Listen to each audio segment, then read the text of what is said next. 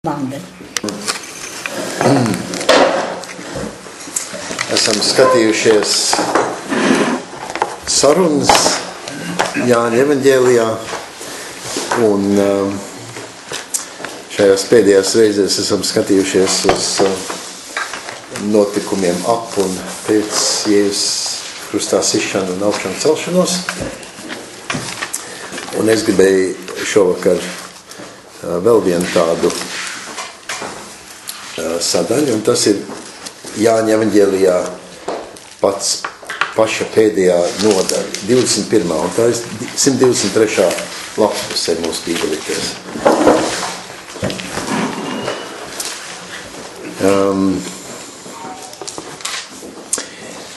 Šī lapspus ir, vai šī nodaļa ir izraisījusi labvakar, sveiks! Prieks jūs redzēt. Sveiki, Laim, sveiks, Jāni. Lūdzu, gaidīsim.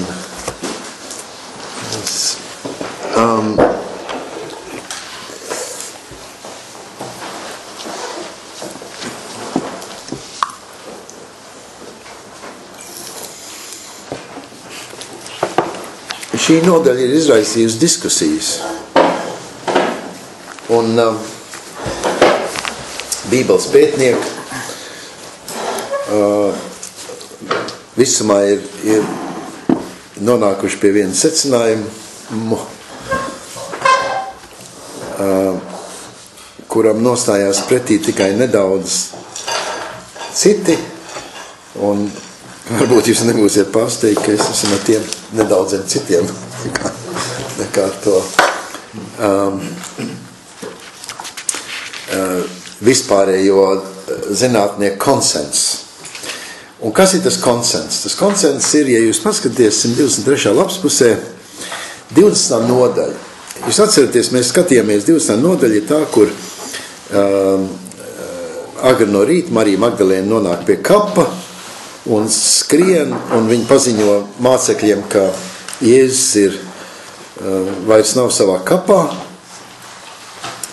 kā viņi saka, viņi to kungu ir paņēmuši no kapa, un tad skrien Pēters un otrs mācekļis, ko Jēzus mīlēja, nonāk pie kapa, noliecās, paskatās, redz, ka tiešām ir tukšs, un 8. pantā redzēja, un šis vārds ticēja, kas mulsina viss. Tas nenozīmē, viņi ticēja, ka viņš ir augšām cēlies, viņi vienkārši ticēja Marijas teiktajām. Tas ir, ka viņš nav tur, ka viņi pareizi pateikusi, ka viņi nav kaut ko sajaukusi vai runājis muļķības vai kaut kādas halucinācijas viņi pārņēmusi. Un tad ir tāds 9. pantā, viņi nebija sapratuši raksts, ka viņam vajag uzcelties no miroņiem, un 10. pantā abi mācekļi aiziet mājās. Visi ir cauri čiks. Un tad jūs atceraties, mēs lasījām, kā Marija stāv un vēlreiz ieliecās un redz tur eņģeļus, un tad viņi pagriežās un redz vīrieti. Un viņi nepazīst, kas viņš ir, domā, ka viņš ir tas, kas ir atbildīgs par Jēzus aiznešanu, domā, ka viņš ir dārznieks, un tikai tajā brīdī, kad Jēzus saka Marija, 16. pantā, viņa ar viņu sarunājās un saka skolotāji Rabūnī. Tad Jēzus saka, neaizskar man, un jūs atceraties, es to iztulkoju kā un saprot, ka tas nozīmē Marija ir nometusies tādā godbijības un cieņas pilnā žestā pie viņa kājām, un viņš saka, nedar to, jo es vēl tu nesaproti, es vēl neesmu aizgājis pie tēva, vēl tu nesaproti, un vēl nav sakārtot tas, kāda būs mūsu sasaist tālāk. Tā nebūs, ka tu man metīsies šeit pie kājām, Bet būs tādi, kā 17. pantā, es aizēju pie mana tēva un jūsu tēva, pie mana dieva un pie jūsu dieva. Tātad šeit tāds izlīdzinājums. Jēzus un mācekļi un mēs esam uz vienas platformas. Tas tēvs ir, kas ir viņa tēvs, ir mūsu tēvs, un tas dievs, kas ir viņa dievs, ir mūsu dievs. Nu, un tad tālāk 20. pantā, 20. nodaļā ir tas, kas bija arī lasījums šo svētdienu baznīcā, kur Jēzus atkal parādās otro reizi un nostājas mācekļu vidū un saka mieres ar jums, viņš uzelpo viņiem svēto garu. Un tas saka tos neiespējamos vārdus, kam jūs grēks piedosiet, tie būs piedoti, kam jūs paturēsiet, tie paliks. Tātad ieliekot visu šo lietu cilvēku mūsu rokās, un jums nevajag domāt par to, ka tas ir kaut kā baznīcas akts, vai kaut kāds liturģisks akts, vai mācītāja tiesības. Tas ir, kā arī Mārtiņš Luters to nemitīgi uzsvēra, galvenais kristību iemesls un privilēģija ir piedot grēks. Visi, kas ir kristīti, tas ir, kāpēc viņi ir kristīti, lai viņi varētu piedot grēks. Un Mārtiņš Luters kaut ko ļoti dziļi saskatījis pareizi. Un varbūt, kas bija svētdien, jūs atceraties, es mēģināju paskaidrot, ka piedot grēks nenozīmē kaut kā tādu liturģisku aktu, kur kāds saka, tev grēki piedot vai kaut ko tādu vienkārši. Bet grēka piedošana ir visa tā jaunā iespēja, ko vispirms mācekļi paši piedzīvoja, bet tad, ko viņi piedāvā arī citiem, kur nevis mēs kaut kā rēķinam, ko viens ir darījis, ko otrs ir darījis, rēķinamies ar to, kāda ir pasaule un kāda nav pasaule, bet ka mēs stāvam ar augšām celto Jēzu un daram to darbu, ko viņš darīja. Un tas ir, ko nozīmē piedot grēks. Nevis kaut kādā šaurā nozīmē paskatīties, ko kāds ir darījis ļaunu, un tad viņam piedot to. Tā ir niekošanās. Varbūt svarīgi atsevišķās reizēs, bet katrā ziņā ne tas, par ko Jēzus runā. Bet Toms nebija klāt, viņš netic, ka mironis ir parādījies, un es vienmēr akcentēju, ka šitās naglu rētas un sāns ievainots ar zaldātu šķēpu ir liecība, ka viņš ir miris, ka viņš ir mirušais. Tas ir, ko šīs zīmes nozīmē, viņš ir beigts, viņš ir miris.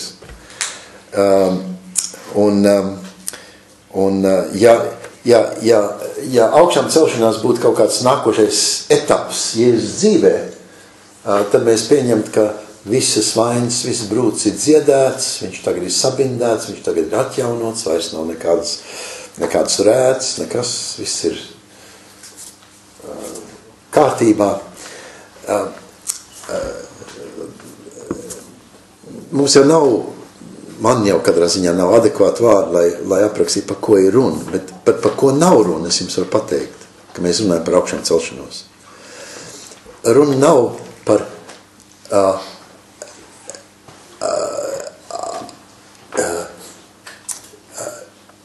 iziešanu no nāves, atjaunošanās pēc nāves, salapšana un salāpīšana pēc nāves, ka to, ko nāve izdarījusi, tagad viss tas tiek atkal kaut kādā veidā nulificēts un viss atkal ir kārtībā, kā mēs esam jau runājuši, un jūs bijat klāt, es tā skatos Jāni šeit, ārsts. Tas nav tā, kā kāds ir slims, tad viņš tiek dziedināts, un atkal ir vesels. Tas nav, kas ir augšām celšanās. Jo tad tā ir, kas ir tā problēma ar visiem šiem priekšstatiem? Tā ir mūsu laikā un telpā vēl viens nākošais notikums. Tad vēl viens kaut kā, protams, brīnums kaut kāds neizprotams, bet tas ir vēl tikai mūsu šīs pasaules iekārt turpinājums. Beigts, šai pasaulē atkal dzīves. Tāpat kā, ja mēs domājam par mūžīgo dzīvību, ka tā ir kaut kāda gara dzīvošana. Nē, šī frāze mūžīgā dzīvība vai augšām celšanās nav vēl viena iespēja šeit. Tā ir pilnīgi citā ja mēs lietojam vārdu dzīvība, sveikla vakar, dzīvība citā kvalitātē. Tie ir neadekvati vārdi, bet, es nezinu, kā citādi to pateikt. Citā kvalitātē. Mūžīgā dzīvība nav vēl dzīves turpināšanās. Es nezinu, kurš grib dzīves turpināšanās? Tu gribi, tu esi mūsu seniors šeit, gribi dzīves turpināšanos. Mēs esam apmēram tādi pat kā tu, vai es gribu vēl dzīves? Nē, ko mēs palikam vēl vecāku. Kam tas ir vajadzīgs? Bet varbūt jaunāk. Ja bija jaunāk un paliek bebīši, un tā kā tajā filmā, jūs atceraties, tā foršā filma, kas ir balstīta uz šo zinātnes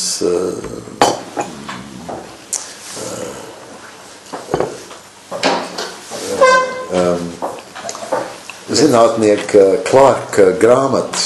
Breds Pitts tēloja? Nē, Breds Pitts, Breds Pitts vēl nebija dzimis tad. Ko rāda visu laiku televīzijā, tas jau kaut kad 90. gados, bet viņi uzlika tur kaut kāda 2001, kur visu laiku spēlē to Strauss valsts, un viņi tur, kur nolaižās no nezinu kurienes kaut kā tā dzelzs gabala, zini to, un tad astronauti brauc uz kaut kurien, kur ir noticis kaut kāds brīnums, un viņi aizbrauc uz planētas, un tad beigās šajā braucienā tas kompjūters pārņem varu, HAL. Esmu redzējuši to? 2001, jā. Un HALs pārņem komandu, un tad tur viss, kā tā filma beidzās, vai tu atceries, kā tā filma beidzās? Kā viņa beidzās? Tur jau katram savs skaidrojums, kā viņa beidzās. Jā, bet vispirms, ko tu vizuāli redzēji? Beidzās to, ka tad šis te astronauts. Galvenā, tas tās, kas beigās palika dzīves, viņš tā kā redzēja sevi dažādas dzīves nobeiguma stadijās. Pilnīgi pareizi, precīzi. Un mēs redzam viņu, un vienā brīdī viņš paliek pa zīdaini, tāpēc man tas, ko tu teici, sasaisties. Viņš arī redz sev kā zīdaini. Un viņš iziet tam cauri, un Clarkam, ka viņš rakstīja šo grāmatu, uz kur tā filma, kā sauc režisoru slaveno? Kubriks. Stanley Kubriks. Televīzijā ļoti bieži. Kubriku zinām. Ik pa 4 mēnešiem tas atkal nāk šitā filma. Paskaties,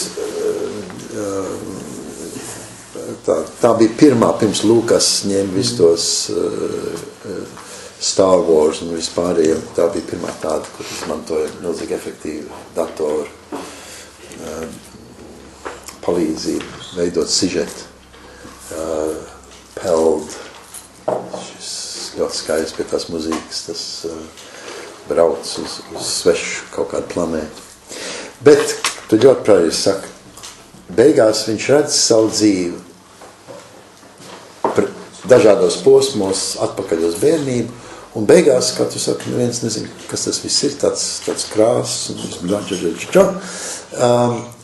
bet kas tas ir, kā Clarks to bija domājis? Beigās ir pārvērtība, transformācija. Viss ir citādāks. Tā nav vairs parastā dzīve. Tu esi visam izgājis, tu esi pilnīgi, tu esi piedzīvojis pārvērtību. Un tāpēc Jēzus augšām celšanās nav vēl viens notikums, jūs atcerieties to fabulu par to cik vecs viņš būtu, ja viņam būtu dzimšanas diena sestdienā. Viņš būtu 32 vai 33 gadu vecs, ka viņš augšām ceļās. Viņš nav, viņš paliek, tā ir viņa nāve. Tas viss ir jaunā kvalitātē. Gan dzīve, gan nāve, gan miršana, gan viss tas. Tas nav vēl viens atjaunošana, jo tad tikai tā būtu šīs dzīves vēl viens riņķis, vēl viens loks apmests. Kam tas ir vajadzīgs? Mēs vienosimies ņemt, ka mums tas nav vajadzīgs. Un tie, kas domā par reinkarnāciju, es tiešām gribat tikt reinkarnāti.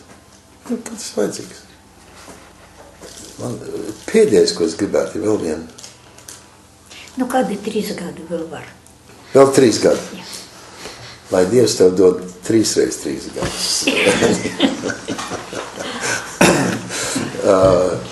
Tu mums neliecini kaut kādu 3 gadnieci. Un tā. Es tikai tā varu atļauties, ja mēs esam vienā laivā. Mē ar iespējām pagarināt pēc 3, atkal 3. Pēc 3, atkal 3. Tā kā Pugačovi, ja? Jā, tu nāks ar īstiem svārkiem drīzņin, jā.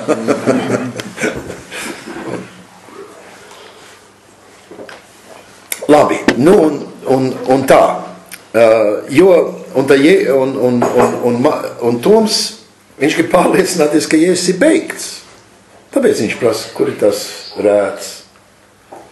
Viņš grib zināt, vai tas tiešām, jo varbūt, ka tas ir kāds cits, kas mālējās kā Jēzus. Viņš grib zināt, vai šis ir tas beigtais Jēzus. Un Jēzus saka, es beigts. Paskaties man. Brūds. Tās ir beigta cilvēka brūds. Un tā. Un tad paskaties lūdzu 123. lapspusē 20. nodaļas beigas. Viss šis garais penters bija, lai jums padādītu, par ko zinātnieki strīdās. 29. pants. Jēzus viņam saka, tas ir Tomam, tāpēc, ka tu mani redzēji, tu ticēji. Svētīgi tie, kas neredz un tomēr tic. Nu, te ir runa par mums, protams. Mēs neredzam, bet mēs esam tie, kas esam aicināti ticēt. Un tātad šīs svētības vārdi ir izteiktiem. Tas ir tagad turpmāk visiem nākošiem, kas nav tā kā Toms, kas var Jēzu aptaustīt, Jēzu satikt, Jēzu redzēt un tā tālāk. Mēs esam tie, kas to neredzam.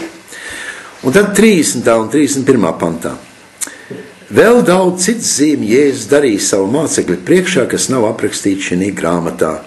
Bet šīs ir rakstīts, lai jūs ticētu, ka Jēzus ir Kristus, Dieva dēls, un lai jūs pie ticības nonākuši dzīvību iegūt viņa vārdā. Āmen. Jūs saprotiet, kāpēc te liekas, ka te ir, tad te ir tāds kopsavilkums, tāds nopaļojums, tā kā tāda retoriska, kā mācītājiem, kā runātāji, tādu bēdējo spērienu grūž laukā. Šis ir rakstīts, lai jūs ticētu, ka Jēzus ir Kristus, Dieva dēls, un lai jūs pie ticības nākuši dzīvību iegūt viņa vārdā. Cauri ir. Bet nav cauri. Paskaties, 21. pants. Pēc tam Jēzus vēlreiz parādījās mācekļiem pie Tiberijas jūras. Tas notika tā.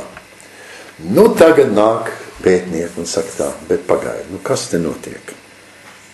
Pavisam skaidrs, ka 20. nodaļa mums dod skaistu, retorisks, kopsavilkumu un beigas. Kas tad ir 21. nodaļa? 21. nodaļa ir jūs zināt, tā kā jūs esat bijuši kādā strīdā ar kādu. Un strīdējušies, un tad jūs esat aizgājuši katru savu pusi, un mājās ejot, jūs sakat, tagad es zinu, ko man vajadzēja viņam pateikt. Jūs tā iedomājas, ko man vajadzēja tagad pateikt. Man vajadzēja, ja es būtu, man vēl viena iespēja būtu pateikt, tagad es zinu, ko es būtu teicis. Arī rakstot, uzrakst vēstuli, domā, pagaid, es šito nepateicu. Nepateicu, jā. No, reāli. Un viss pētnieki saka tā, tas ir, kas notika Jānim. Viņš teica, viņš ir uzrakstījis beigas, kā tu saki, vēstuli beigusies. Nē, pagaidi, man vēl kaut kas jāpasaka, es vēl visu neesmu pateicis. Un viņš izraksta 21. nodaļu, kas ir pēdējā nodaļa. Nu, tā ir tā diezgan ticama versija. Es domāju, tā ir pilnīgi garām. Es domāju, ka mums varbūt tā liekas, ka tas ir tāds milzīgs nobeigums un retorisks kopsavilkums. Bet, un tad 21. pants ir tikai tāda astīta vēl piekabināta klāt. Bet patiesībā tā tas nav. PS. Ko? Postscriptum, PS, jā. Un tad PSS, un vēl PSSS. Un, ja tu nelaidi to aprāt, es jums pateikšu.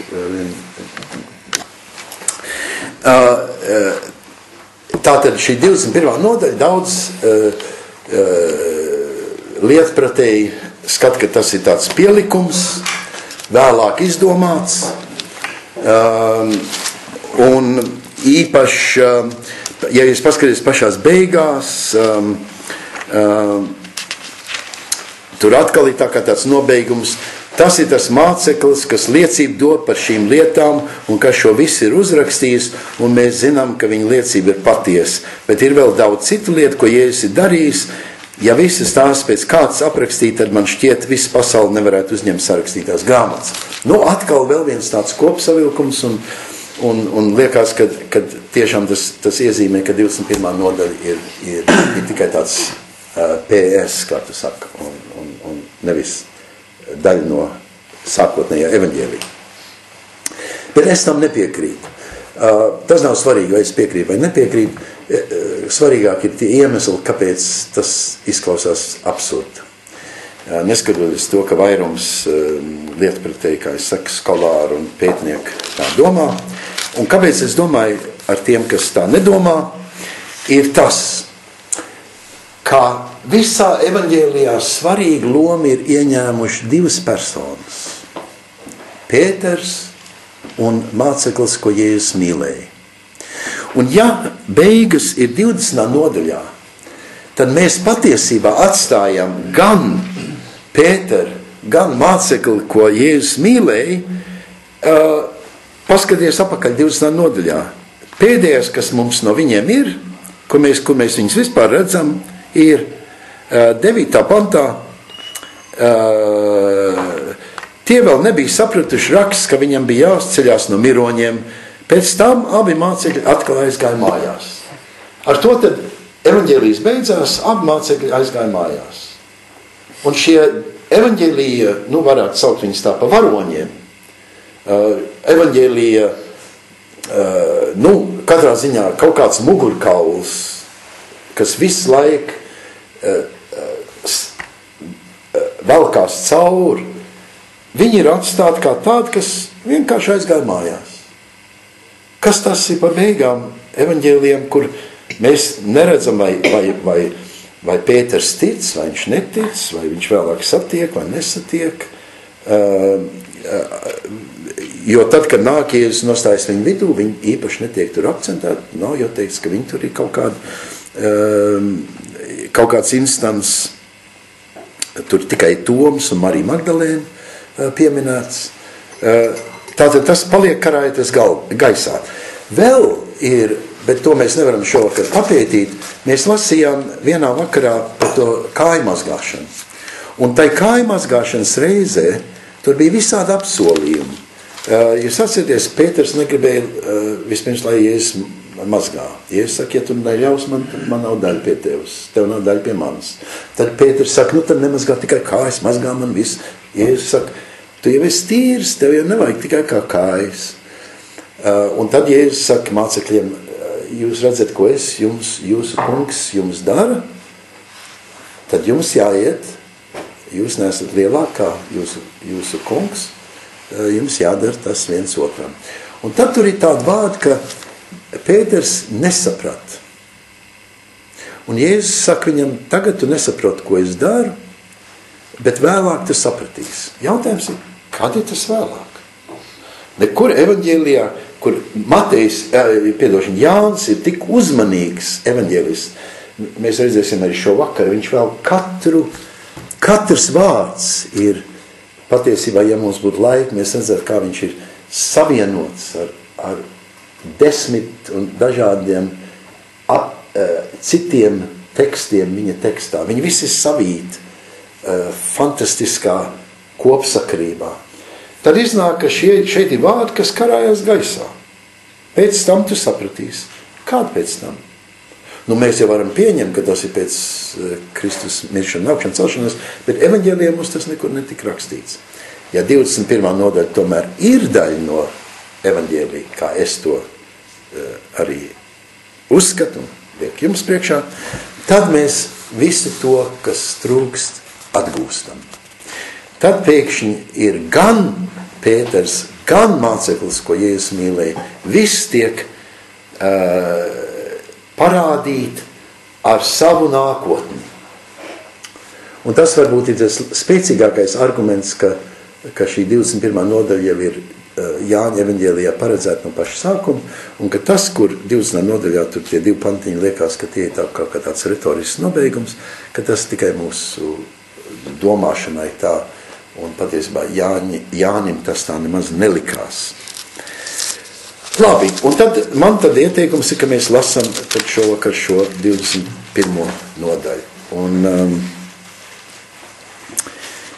vienā brīdī es gribēju jums visiem likt vienu teikumu priekš manis nolasīt, kādā balsī jūs to lasīt, un tas teikums ir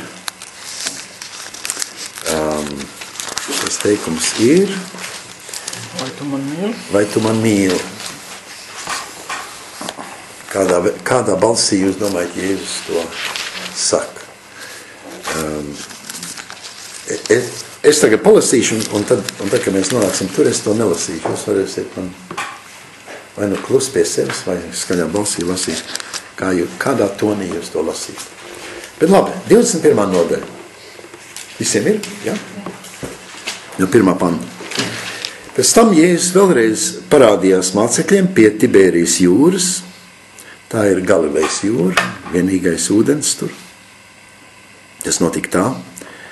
Tur bija kopā Sīmons Pēters, Toms, sauks Divīns, Natanaēls no Kānas Galilejā, Cebedeja dēli un vēl 2 citi viņa mācekļi. Sīmons Pēters viņam saka, es iešu zvejot. Tie saka viņam, mēs iesim tev līdzi.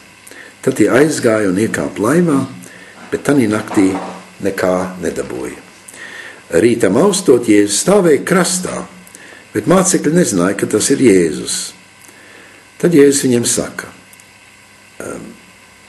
bērni, tas tāds mīlīgs vārds, kas nozīmē zēni. Zēni, vai jums ir kas ko ēst? Tie viņam atbildēja, nav. Viņš tiem sacīja, izmetiet tīklu laivas labajā pusē, tad jūs dabūsiet. Tad tie izmet tīklu un vairs nevarēja viņu izvilkt aiz zivju daudzuma. Tad māceklis, ko Jēzus mīlēja, saka Pēterim, tas ir kungs. Sīmons Pēters dzirdēdams, ka tas ir kungs, apjoz virsdrēbes, jo viņš bija izģērbies un metās jūrā. Bet pārējie mācekļi nāca ar laivu, vilkdam tīklu ar zivīm, jo tie nebija tālu no krasta. Respektīvi, krasts ir ļoti lēzens, tā kā Rīgas jūras līdz, tur jābriem 2 kilometri, lai būtu līdz viducim. Un tikai apmēram 200 olekšu. Izkāpuši malā, viņi tur redz ugunskura no oglēm, un uz tās zivis noliktas un maizi. Jēzus viņam saka, atnesiet no zivīm, ko jūs esat dabūjuši. Tad Sīmons Pēters izkāpa malā un izvilka uz krasta tīklu, pilnu lielām zivīm, kopā 153, Un, lai gan to bija tik daudz, tīkls nesaplīs. Jēzus viņiem saka, nāciet un turiet azaidu, brokasts, tas nozīmē. Bet neviens no mācekļiem nedrīkstē viņam jautāt, kas tu esi, jo tie gan zināja, ka tas ir pats kungs. Bet, viņi ir apmulsuši, protams. Tad Jēzus nāk, ņem maizi un dod to viņiem, tāpat arī zīvis. Šī bija 3. reize, kad Jēzus parādījās saviem mācekļiem pēc savas augšām celšanās no miroņiem. Kad viņi azaidu bija turējuši, Jēzus saka Sīmanim Pēterim, Sīman, Jāņa dēls, vai tu mani mīli vairāk nekā šie? Tas viņam saka, tiešām, kungs, tu zini, ka es tevi mīlu. Viņš saka tam, gani manus jērus. Vēl otrais viņš tam saka, Sīman, Jāņa dēls, vai tu mani mīli? Tas viņam saka, tiešām, kungs, tu zini, ka es tevi mīlu. Viņš saka tam, gani manas avis. 3. reizi viņš tam saka, Sīman, Jāņa dēls, vai tu mani mīli? Pēters noskuma, ka viņš 3. reizi viņam sacīja, vai tu mani mīli? Un sacīja viņam, kungs, tu zini visas lietas. Tu zini, ka es tevi mīlu. Jēzus saka, gani manas avis. Patiesi, patiesi es tev saku, jauns būdams, tu pats jozies un gāji, kur gribēji. Tu būsi vecs, tu izstiep savus rokas un cits tev jozīs un vedīs tevi, kur tu negribi. To viņš sacīja norādīdams, kādā nāvē tas Dievu godinās. Un to teicis, viņš tam saka, seko man. Apgriezies, Pēters ieraug līdzi nākam mācekli, ko Jēzus mīlēja, kas pie vakariņām bija noliecies pie Jēzus krūts un sacīja, kungs, kurš ir tas, kas tevi nodos? To ieraudzījis, Pēters saka Jēzum, bet kas būs ar šo, kungs? Jēzus Pēterim saka, ja es gribu, lai šis paliek, tiekams es nāku, kāda tev daļa? Tu seko man. Tā izgāja šī valoda brāļu starpā, šis māceklis nemirs. Bet Jēzus viņam nebija sacījis, viņš nemirs, bet ja es gribu, ka viņš paliek, tiekams es nāku, kāda tev daļa. Tas ir tas māceklis, kas liecību dod par šīm lietām un kas šo visu ir uzrakstījis, un mēs zinām, ka viņa liecība ir patiesa. Bet ir vēl daudz citu lietu, ko Jēzus ir darījis. Ja visas tās pēc kāds aprakstītu, tad man šķiet visa pasaule nevarētu uzņemt sarakstītās grāmatas. Tas ir mūsu teksts šovakar.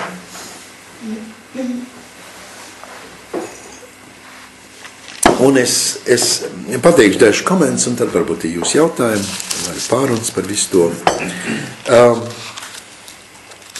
Tātad, es uzskatu, ka šī nodaļa ir daļa no evaņģēlija, un arī teksts pats tā mums ļauj domāt, jo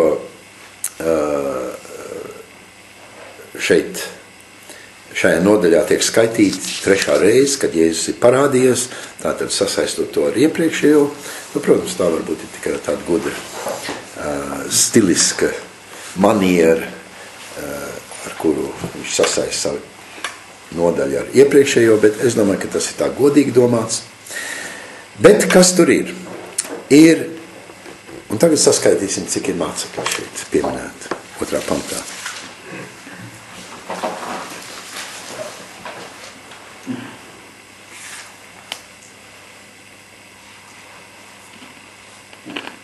Cik ir mācekļi? 7.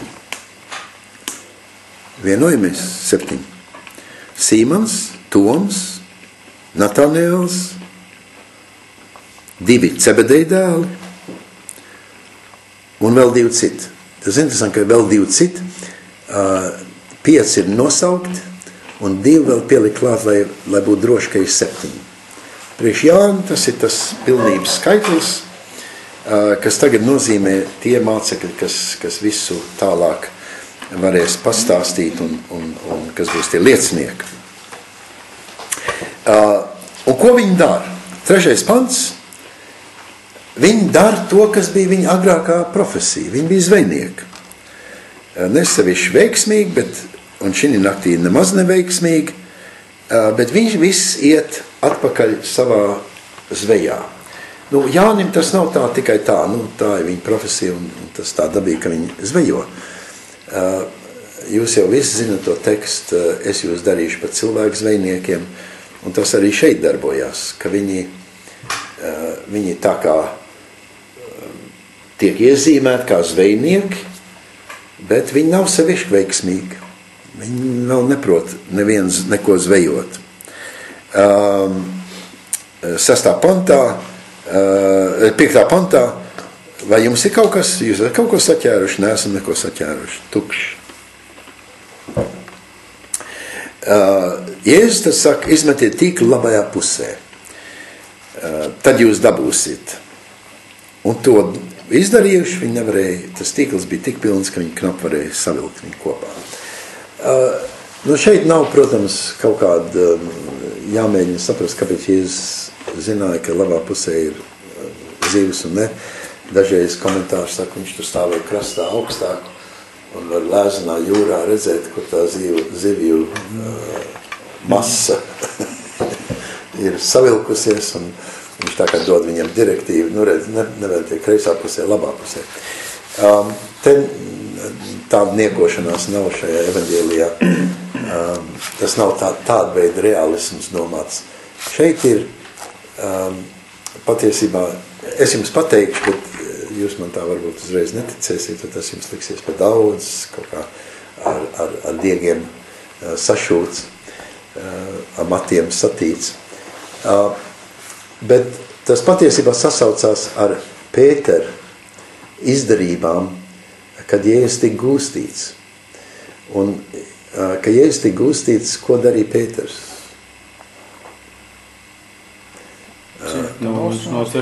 Nocirta aus. Augstā priestera kalpam. Bet viņš nenocirta aus. Viss pārējie evaņģēlija saka, viņš nocirta aus. Bet Jāņa evaņģēlijā viņš nocirta labo aus. Viņš nocirta labo aus.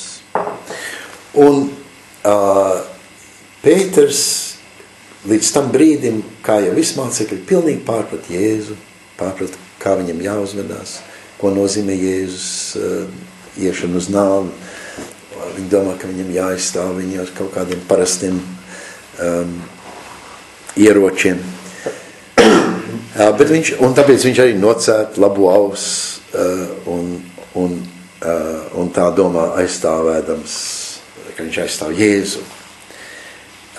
Šī labā puse ir šis simboliskais savienojums ar to, ko Pēters bija iepriekš skādi izdarījis.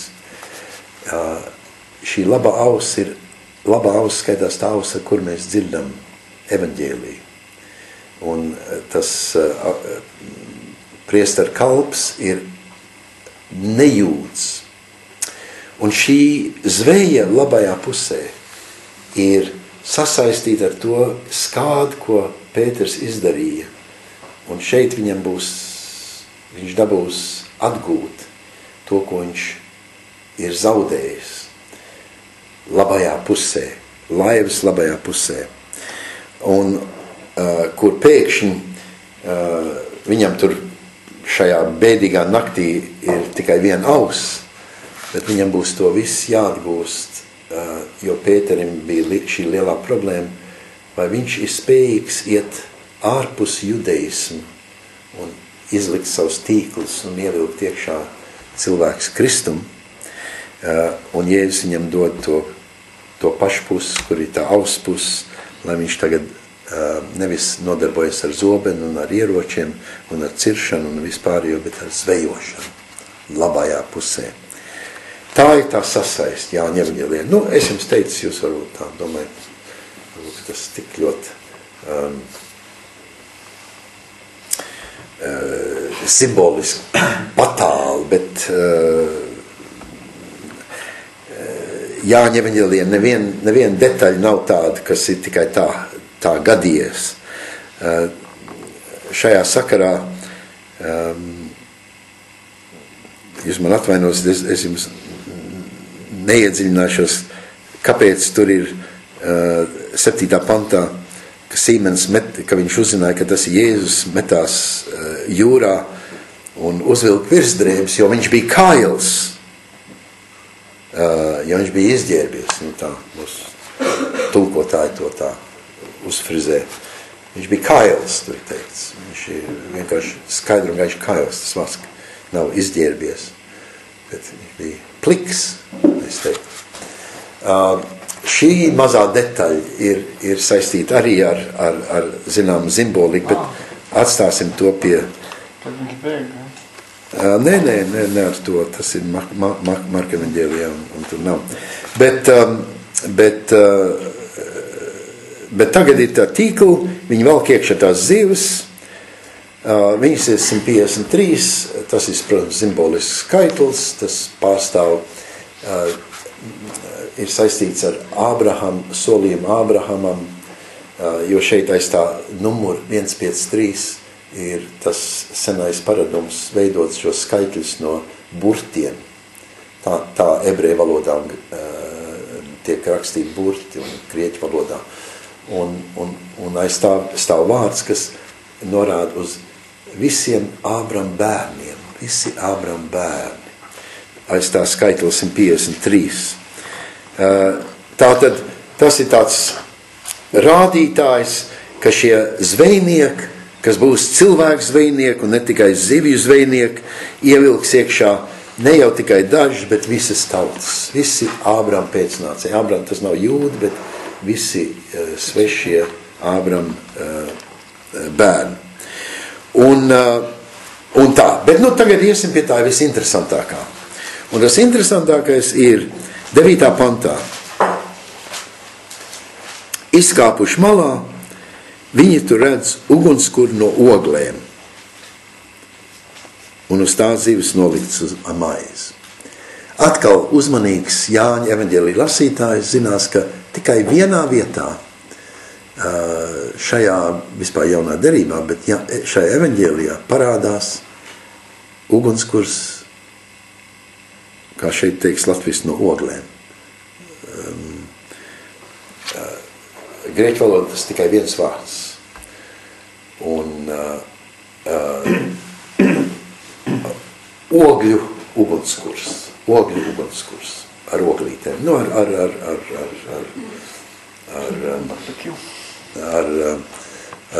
malku, kas ir dedzināt, nu tā kā barbecue klucīši. Un kur ir otra vieta, kur šis ugunskurs ir pieminēts? Tikai vienreiz. Kas sagūst Jēzu? Kas sagūst Jēzu. Kur tas ir? Paskatīsimies 18. nodaļā. Pirms gājums dziedāja.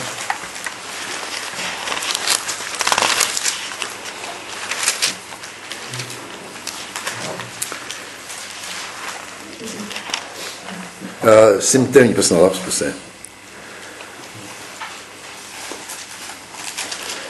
Tur apakšā jūs redzat to, par ko es runāju, 10. pantā, tad Simons Pietris, kam bija zobens, izvilka to citu augstā priestera kalpam un nocita tam labo ausi.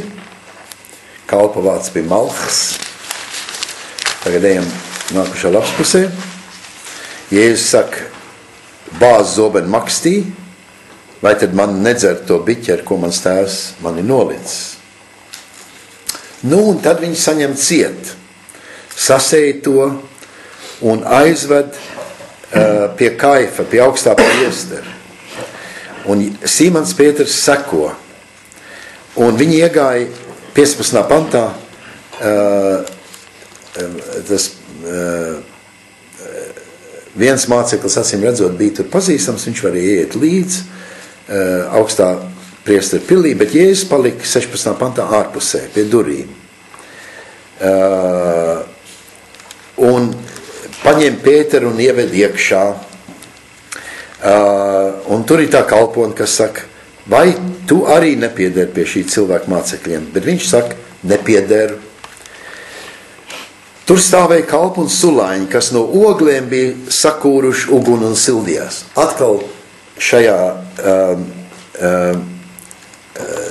tulkojumā izklausās, ka te grieķu valodā ir ļoti daudz vārdu. No ogliem bija sakūruši uguni. Tur ir tikai viens vārds. Kalpi, sulaiņi bija izveidojuši ogļu ugunskuru un sildījās. Un Pēters bija nostājies pie viņiem un sildījās. Tātad Pēters arī pie šī īpaši iezīmētā ugunskura un sildās.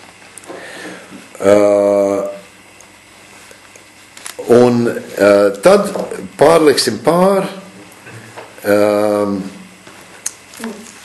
uz 25. pantu. Simons Pēters stāvēja un sildījās. Ievērot vēlreiz šis vārds sildījās. Tie viņam sacīja, vai arī tu nepiederi pie viņa mācekļiem? Bet viņš liedzās un sacīja, nē. Viens no augstā priestera kalpiem, radnieks tam, kam Pēters bija nocīts auss, saka, vai es tev neredzēju pie viņa dārzā? Tad Pēters atkal liedzās un tūdaļ gails dziedāja. Tagad iesim atpakaļ. Uz 123. lapspusi. 21. nodaļu. Un mēs esam atkal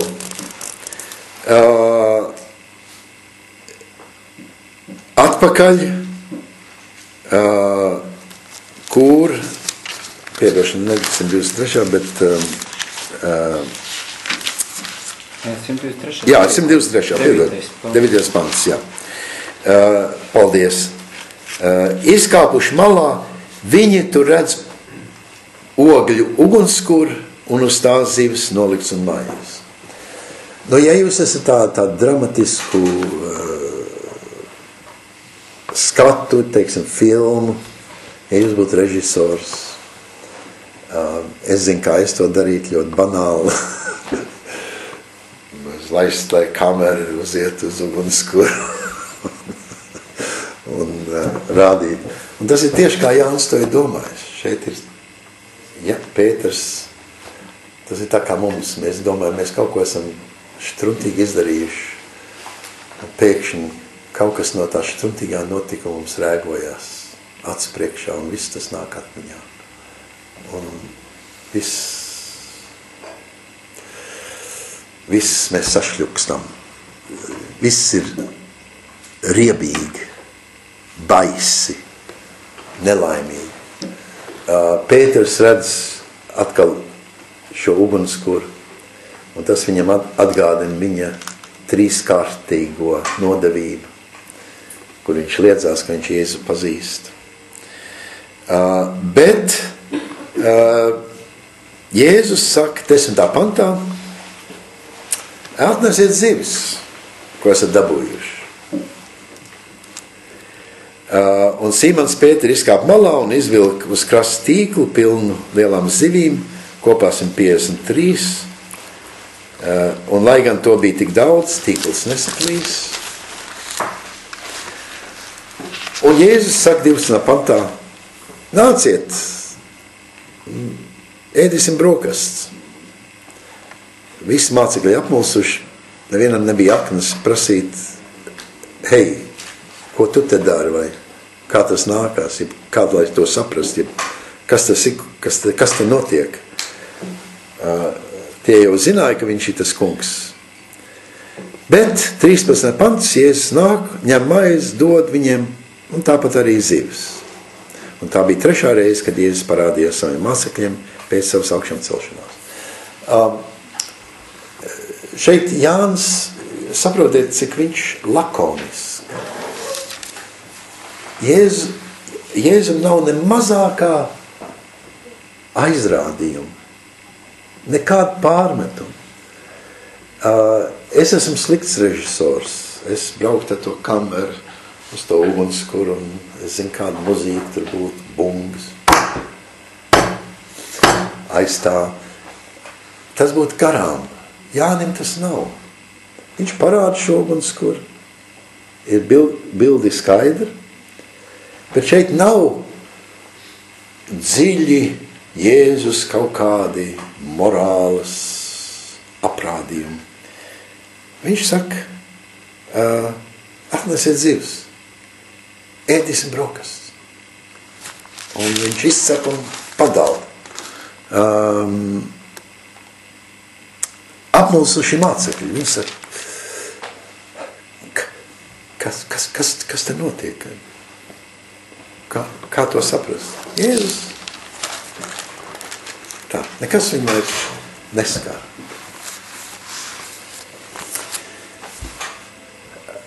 Viena no lietām par augšām celšanos ir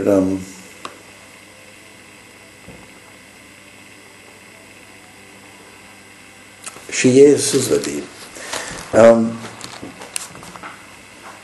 Jūs esat redzējuši filmas no Amerikas, kur kāds nevainīgs cilvēks, tā slavenā dziedātāja bija vienā tajā filmā, tādā no Islandes, kā viņš sauc? Bjork. Kur nevainīgs cilvēks iet un uz nāvsodu izpildīšanu.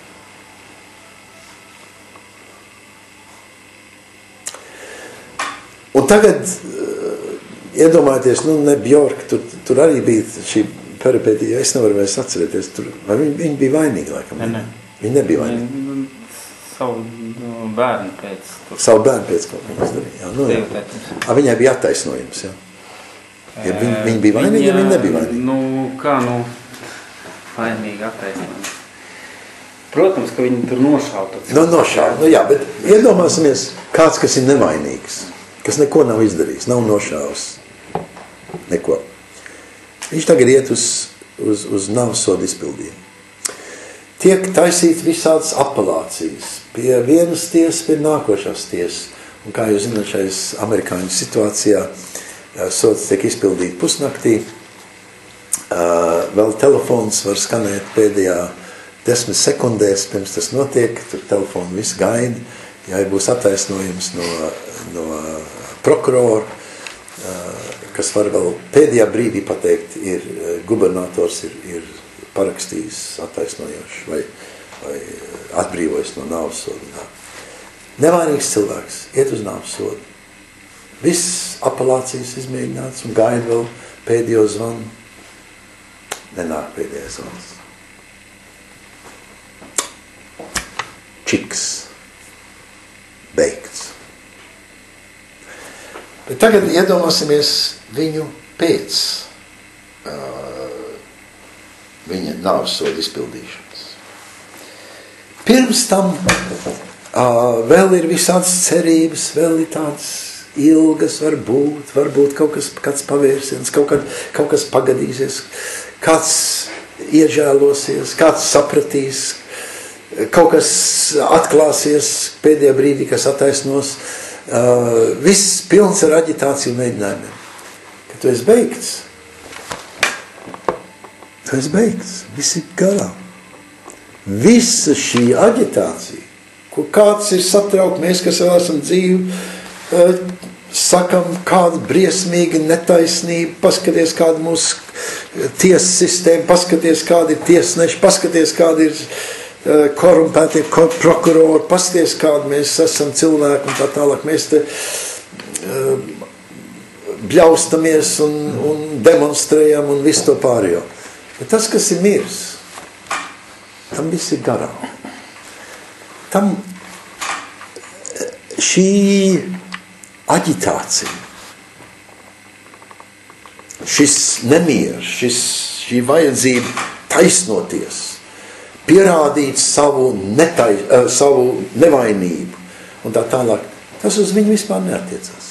Viņš no visa tā ir atbrīvots. Tas ir viss murgs aiz viņu.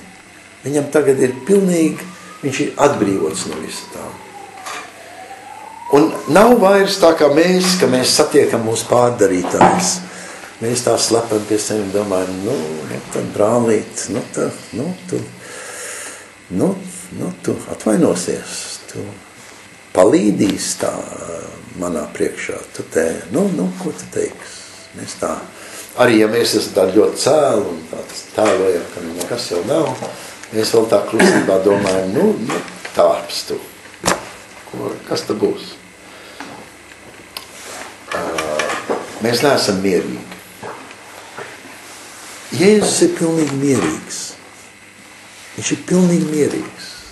Viņam nav jāpierāda Pēterim vai kādam citam, ko viņi ir darījuši. Nav jābļaustās par visādām lietām. Es šodien biju konferencē Saimā, tāda samērā muļķīga konference, kur visādi jautājumi salikt kopā, kā ja mēs viss vienmēr daram, lai neviens neko nevarētu savilkt ne galvu, ne malu. Un tad tur runāja par ģimenēm, par pareizām ģimenēm, par nepareizām ģimenēm, par abortiem, par homoseksualitāti, par visu, ko katrs viss ir aģitēti, un tur katrs kurina savu kaut kādu pozīciju, un tur sēdz priekšsēdētājs, tur sprauslo un vispārējā. Es tā domāju, te jau gaisma nebūs. Mums vajag kaut ko, kas mūs te drusk, ja mēs varētu redzēt drusku vairāk un nebūt savās pozīcijās tik ieklamējušies, ka mēs par saviem principiem un par nezinu, ko tur cīnamies, it kā kaut kas milzīgs no viss tā būt atkarīgs. Jēzus gan dzīvē, gan arī pēc viņa augšām celšanās ir tieši tāds. Viņš nav tādā nozīmē aģitēts. Tur nav, es visu atceros, Pēter. Jā, viņš tā, jā, Pēter, labi, pagaidi tagad, tagad tu paēdīs, un tad es tev ņemšu priekšā. Jā, kāpēc es to iedomājos? Un galvenais, viss nāk pie mikrofona un moralizē. Par pareizām ģimenēm, par nepareizām ģimenēm, par visām mūsu vērtībām, ko sadragā mēdī un uzpļauj televīzija un Amerikas negantības un vispārējais. Viss šī morāla. Un dažreiz mēs iztēlojamies Jēzu kā tādu morālistu. Viņš nav. Un es vēlreiz, paskatīsimies vēlreiz. 9. pantā.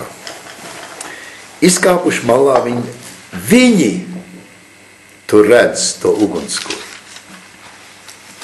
Un uz tā zivs un maijas.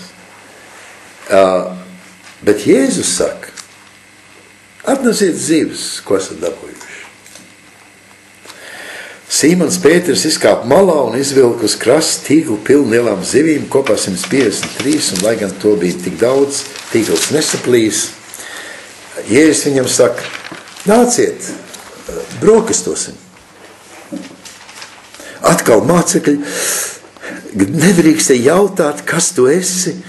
Viņi atkal ir pilni ar kaut kādiem komplekšiem, jo tie gan zināja, ka tas ir pats kungs. Un tad 13. pants. Jēzus nāk, ņem maizi, dod viņiem, tāpat arī zivs. Un šī bija 3. reize, kad Jēzus parādījās. Jūs, kas nākat pie dievgalda, es jūs aicinu tā iedomāties. Visā mūsu šurumburmā, visā mūsu aģitētā, sakarsētā, dažreiz nemierīgā un pilnīgi frustrētā dzīvē, kur mēs gribam kādam krāmēt, vai kaut ko aprādīt, vai kādam kaut ko pierādīt un tā tālāk. Un mēs esam iekarsuši līdz baltkvēlei dažreiz. Dievgalds ir tā viena vieta, kur mums tā jāiztēlojas, Jēzus stāv un tāpat mierīgi saka, nāc, paēdīsim. Viņš ņem maizi, iedod, ņem zivs, iedod. Un dievgalds ir tā viena vieta, kur mūsu aģitācija, mūsu pretenzijas ir tieši nevietā. Tur ir Jēzus, kas visam tam ir izgājis cauri vienā mierā.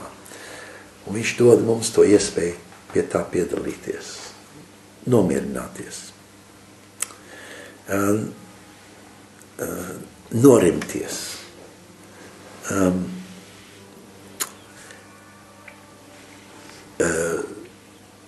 Pieņemt daudz mierīgāk un uzticīgāk nekā mūsu, varbūt, visas pretenzijas un to mums liek darīt. Un tad 15. pantā viņš saka, Jēzus tagad iet ar Sīmanu. Ko viņš nesaka? Jēzus nesaka, nu tad Pēter parunāsimies. Kā sievas saka saviem vīriem. Vīrs saka, nē, tagad nē. Man jāiet kaut kur. Tas ir, kad tad būs tā runāšana? Tā. Bet Jēzus tā nesaka, tagad Sīman, tagad izrunāsim šo lietu. Nav tāda teksta. Sīman, jaundēls, vai tu mani mīli? Kā tas ir? Vairāk nekā šie. Tas ir vairāk nekā pārējiem. Pēters jau ir tāds aģitēts, kā jau vienmēr, viņš pārspīlē, izgrūž kaut ko vairāk nekā viņam tajā brīdī nāktos. Te var ļoti labi iedomāties, kā tas filmētos. Tiešām, kungs, tu zini, ka es tev mīlu. Jēzus mierīgi saka, ok, gan mans jērs. Bet viņš atkārto otrais, Sīman jaundēls, vai tu mani mīli? Tas viņam saka, tiešām, kungs, tu zini, ka es tev mīlu. Jēzus mierīgi saka, gan man savas. Viņš nesaka, vai tu domā, ka tu man mīli, vai tu zini, ka tu man mīli, vai tu esi pārliecināts, ka tu man mīli. Viņš dod viņam uzdevumu. Trešo reizi viņam saka, Sīman, Jāņa dēls, vai tu man mīli? Pēters ir satriekts, ka viņam vēl vienreiz tas tiek prasīts, un tagad viņš pilnīgi padodās, saka, kungs, tu zini visas lietas, tu zini, ka es tev mīlu. Jēzus saka, gan man savas. Šeit Pēters, kas ir bijis zvejnieks un jau dabūjis zivs, lielu lomu, tagad tiek iestādīts par ganu. Un šie divi tēli, zveja un ganīšana, ir, protams, tie, kas ir attiecinām uz kristiešiem un īpaši uz kristīgiem vadītājiem. Viņi tiek saukt par ganiem, pastori, ir latīniski gans, no tā angļu valodā pastor ir šis gan apzīmējums, un mēs tā sakam draudz gans un tā joprojām. Un tāpēc šeit ir šis moments, kur Pēters tiek iecelts kā vadītājs. Un, protams, jūs saprotiet, šīs 3 reizes ir, lai būtu Pēterim iespēja tās 3 nodevības savā psihē atstrādāt, apstrādāt, atgūt līdzsvaru. Jēzus nevis nāk ar kaut kādiem morāli vai ar skaidrojumiem vai pārmetumiem vai mācību. Viņš nāk ar uzdevumu. Gan man savas. Man vienmēr tas ir tāds mierinājums, ka mums ir uzdevums, nevis vispirms skaidrošanās un kaut kāda ķemēšana, cik mēs esam piemērotam darbam. Jūs arī es un vispārējie. Ja tas būtu tas jautājums, cik mēs esam piemēroti, tad es neesmu piemērots un es nezinu, cik daudz cilvēku jūtās, ka viņi ir piemēroti. Bet tas nav tas jautājums. Šeit ir gan man savas. Jēzus klātienē mums ir iespēja izstrādāt šos samezglojumus, kas mums citādi sapina kamolā un sapina kājas un rokas kaut kādā čumurā, kur no kā mēs netiekam vaļā. Un tad Jēzus saka šo 18. pantu, patiesi, es tev saku, jauns būdams, tu pats jozies un gāji, kur gribēji, kad tu būsi vecs, tu izstiep savus rokas un cits tev jozīs un vedīs tevi, kur tu negribi. Atcerieties, ir tāda liecība, ka Pēters bija tas, kas arī tik krustā sists, kā viens no martīriem, lieciniekiem, Jēzus sekotājiem. Un tā leģenda vai arī patiesība, kas to zina, ir, ka viņš teica, ka viņš negrib, lai viņi sit krustā stāvs, bet augšpēdas, jo viņš nav cienīgs būt krustā sists tā, kā Jēzus bija, un tā viņš arī mir. Šeit šis evaņģēlis ir rakstīts pēc tam, kad Pēters jau ir beigts, ir miris, kā martīrs. Un šie vārdi ir atzīmēti, jo tie tiek atcerēti, ka Jēzus ir teicis, ka tu būsi vecs, tu izstiep savus rokas un cits tev jozīs un vedīs tur, kur tu negribi. Runājot par viņu 19. pantā, norādīdams, kādā nāvē tas Dievu godinās. Un viņš tam saka, seko man. Un šitas seko man ir tagad tādā kontrastā, un es jums tagad gribu pastāstīt šo kontrastu. Jēzus saka, seko man. Tas ir tu, kad Jēzus saka, seko man arī citur evaņģelijos, tas nozīmē burtiski, ej, esi gatavs iet to pašu ceļu, ko es esmu gājis. Un katrā ziņā, ka viņš to saka Pēterim, seko man, tas ir tāds patiesībā tādu dobiņu zvanu skaņu. Tad nāc man līdz, tu būsi turpat, kur es esmu bijis. Un viņš tā arī mir šo nāvi. Un tad ir šī mazā viņeta. Apgriezies, Pēters ierauga līdzi nākam mācekli, ko Jēzus mīlēja. Atcerieties, šis māceklis, ko Jēzus mīlēja, mēs nezinām, kas tas ir tāds. Viņš visā evaņģēlijā parādās, kā ļoti tuvs Jēzum, kā ļoti svarīgs Jēzum. Mēs nezinām, kurš tas ir, par ko ir runa. Bet Pēters redz šo mācekli, ko Jēzus mīlēja, kas pie vakariņām bija noliecis pie Jēzus krūts un sacīja, kungs, kurš ir tas, kas tev nodos? Un viņš saka Jēzum, bet kā būs ar viņu? Kungs. Un tad ir šie vārdi no Jēzus. Ja es gribu, lai viņš paliek, tiekams es nāku, kā tev daļa, tu seko man. Tā izgāja šī valoda brāļu starpā, šis māceklis nemirs. Bet Jēzus nebija viņam sacījis, viņš nemirs, bet ja es gribu, ka viņš paliek, tiekams es nāku, kāda tev daļa. Šeit varbūt jūs tā grūti orientēties, ko tas viss te nozīmē. Bet jums jāiedomājas sekojoša situācija. Ir divas kopienas. Vienā varonis virsgans ir Pēters. Otrā ir māceklis, ko Jēzus mīlēja. Un ir šīs divas kopienas, tā kā divas draudzes Rīgā. Un viņas katrs ir partējiski par savu virsganu. Un vien liek aprādījums otru lauciņā. Lūk,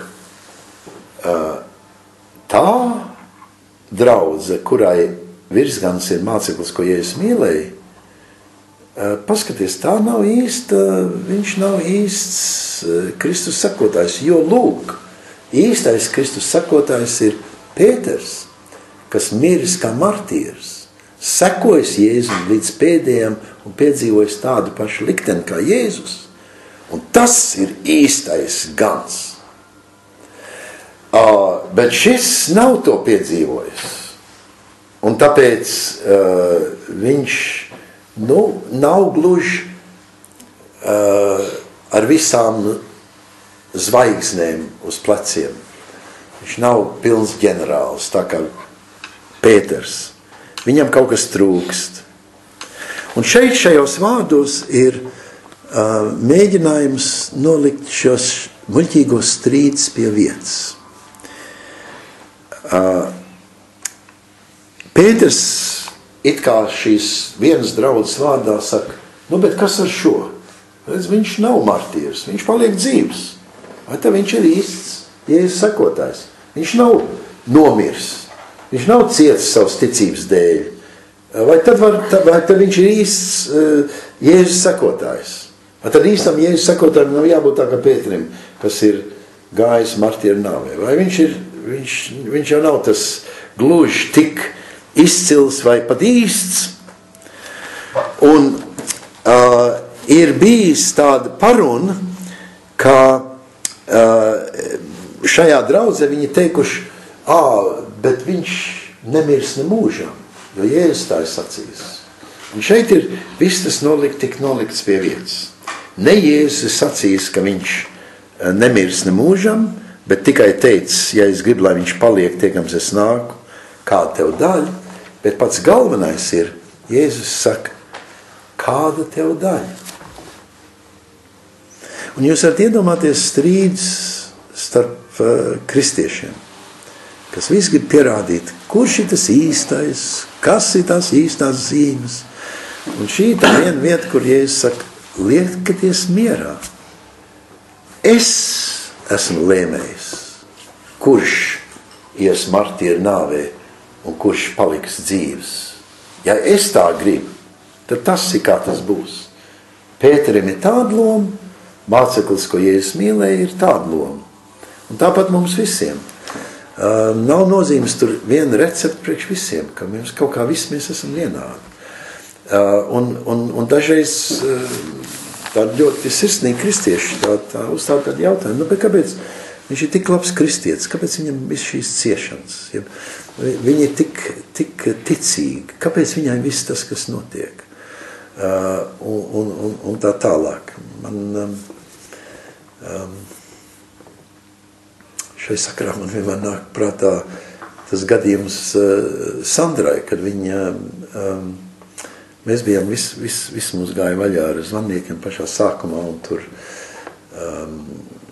viņai bija pārmetumi no savas ģimenes un šur un tur. Un visā tajā druģainā brīdī viņa vienu nakti vēl 4 no rīta ved malku, ir kaut ko es neatceros no Jūrmalas. Es nokritu tur, sasit galvu un dabūju galvas kontūziju, un viņi dabūja vest manā vietā 4 no rīta naktī uz zvanniekiem un atkal atpakaļ. Viņai bija jāatved atpakaļ to vadamo, un viņa sabrauc riteņbraucēji. Viņš nenomira, bet tik pamatīgi sadauzīts. Es domāju, ka viņš nenomira. Bet pamatīgi bija, un tur bija prāva, un vēlāk jau cilvēki teica, kāpēc viņi nedabūja būt advokāts, viss tas būtu nokārtots, bet viņi tā ļoti godīgi un izgāja visam cauri. Un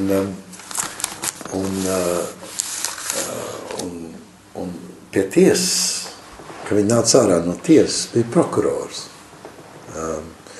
Prokurors viņu pasauc malā. Un viņš izlūk no kabatas vizītkartu. Viņš teica, ziniet, kungs, jums ir uzlikts lāsts. Un šeit ir cietnieks, kas jūs var no lāsta atbrīvot. Jūs ejiet pie viņu. Un mēs abi ar Sandru bijām pilnīgi šokā, ka tādā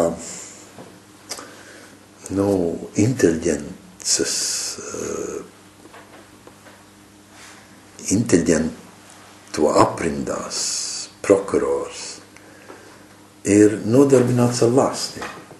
Un nevis tikai nodarbināts ar lāstiem, bet tādā līmenī, ka viņam ir vizītkartes kabatā, kurš viņš pie saviem klientiem, kurš viņš tā ir acīm redzot, kaut kādā veidā vērtē labāk un kam viņš grib palīdzēt, tiešām sirsnīgi palīdzēt, kam viņš to vizītkarti piešķir. Man tas vienmēr asociējas ar to, ka kaut kā ir tāds pieņēmums, ka viss šās likstas un tā tālāk, ka tas kaut kā, tās nedrīkstētu būt, un otrkārt īpaši attiecībā uz kristiešiem. Kristiešiem ir šī fantāzija, ka tāpēc, ka viņi ir ticīgi vai kristieši, ka viņi ir kaut kā atbrīvot no visām šīm dzīves sitieniem un belzieniem un parādībām, ka mēs kaut kā, ja tu tic, tad Dievs ietin tev tādā celofānā un tu tā staigā. Bet tā mācītāji un baznīcas kungi propagandē man piekdien draugs stāstīja gadījumu, ka viņam paziņa ir uztaisījis biznesu un biznesu ir aizgājis pa grunti, visas savas naudas iztērējis un kredīts un parādā visiem un ļoti traki viņam iet, viņš nav ticīgs cilvēks. Nezinu, kas viņš sirdī ir vai nav. Viņš domājas aizies pie mācītāja, pie pareizticīgo mācītāja. Izstāstījis. Ne jau parunāt aizgājis, kas un kā. Un vienīgais, ko mācītājs varēja viņam pateikt, tu jau neesi ticīgs, tāpēc arī tev tās likstas ir. Protams, ka tu jau neesi, ka tev bija labi gāja un es gāju, tu jau 10. tiesu un nedēļu baznīcā, jā. Un viņš tik banāli, to jau viņš saprot, ka viņš varbūt nav ticīgs un varbūt mēs cilvēki tā sasaistam lietas, bet ka tu aizēji pie mācītājiem prasa, ka tas arī tiek vēlreiz tur. Un tev tieši to iebaksta, viņš bija, šokā. Bet vai viņam bija pietiekams saprast, ka tas ir viss tāds nonsens? Es nezinu, es neesmu runājis ar viņu, bet cik saprotu, tad tam cilvēkam jau ir tā, ka es šaubos, viņš vairāk ies pie kādu mācītāju. Jā. Vai viņš tātad viņam, ja bija šī iespēja un šis pavadiens, ka viņš varbūt varētu ienākt kaut kādā ticībā, tad mācītājs te paņēma un aizslēgs durvis uzreiz. Cirvi tā. Jā, tas ir skumji. Es tiešām, un vēl vairāk, ka viss tas, kas notiek, ir kaut kā samaks par mūsu grēkiem, it kā Dievs ir kaut kāds tāds briesmons, kas... Es tieši teicu viņam, ja Dievs ir izstrādājis ar to speciālu jūku, lai sicīt sāķos, redz, es tev nomokšķerēju. Jā, un šādi Dievu propagandēt ir protams, kauns un ārprāts. Un es gribētu, ka cilvēki būtu no šādām muļķībām atbrīvot un no šādu mācītāju stulbībām pasargāt. Viņš man teica, ka viņš bija pie pareizticīgo mācītāju, tad man likās cerīgi īstenībā, ka viņš kaut ko varbūt ir kaut ko pateicis, bet kaut ko tādu nestāties. Jā, tas ir vairāk katrāk. Tas ir grējis pa visu fronti. Grējis tajā ziņā, ka šis ieskats, ka Dievs soda mūs par kaut kādiem mūsu pārkāpumiem, tad jau mēs būtu beigti kā blakts. Ko tad mēs vispār? Mēs domājam, mēs esam eņģeļi. Tad jau mums visiem vajadzēja būt pie zemes. Otrkārt, ka tas ir kāds Dievs ir, tas ir Dieva raksturs, tas ir kā mēs Dievu iztēlojamies. Un trešais, ka tas ir kaut kādam mācītājiem vai kādam citam cilvēkam uzdevums moralizēt un šīs lietas bārstīt kādam zobos. Ko var darīt? Katrā ziņā arī šajā draudzē tur ir šīs salīdzinājums. Vienam iet labāk, otram sliktāk. Vai tas nozīmē, ka viņš nav tik labs, tik cīsts cilvēks, nav viņš tik labs cilvēks, vai nav tik labs mācītājs, vai nav tik labs šis, vai nav tik labs tas. Garām, Jēzus ļoti vienkārši saka, ja es gribu, ka viņš paliek, kā tev dara, liecies mierā, dzīvo savu dzīvi, dzīvo savu likteni. Un to likteni es tev piesaku, izdzīvo to, un nevis skaties uz kādu citu, kur tu vai aiz greizsirdības noskat un nožēlo, ka tev nav tas, vai tu īgni sacelies pret Dievu, ka tev ir kaut kas cits nekā tas, ko tu gribētu vai domāt. Un šeit tas viss tā tiek šajā ziņā nostādījis drusku katrs savā vietā, lai nebūtu šīs negantības, kuras mums ir tik raksturīgas cilvēkiem. Nu tā, tas ir, ko es gribēju jums šovakar šeit no šīs sarunas Jāņa evaņģēlijā varbūt pateikt, varbūt, ka kādam ir vēl kādi komentāri vai jautājumi. Jautājums, ka to mēs minējam, ka šīs konflikts, to kā bija divi šīs nometnes konflikts. Jā. Bet tas ir arī, kur minēts, šis konflikts pieminēts, ka tas ir... Nē. To mēs lasām tā starp rindām. Kā acīm redzot, jo mēs šeit lasām, ka ir bijuši kādas parunas, ka ir kāda pārpratuma. Tie vieni teikuši, bet kāpēc Pēters cieš un viņš necieš, un otrs ir, ka šeit ir kāds teicis, jā, bet šis ir nemirstīgais, viņš dzīvos līdz Jēzus atnākšanai, un izrādās, ka abi divi miruši. Pēters ir miris, un šis māceklis, ko Jēzus mīlēja, ir miris. Un tagad viņi tā mēģina izprast, kā to saprast. Un tad ir šis vārds, ko Jēzus ir teicis, kāda tev daļa. Vienam ir tāds, otram tāds. Es to pats izlēmu.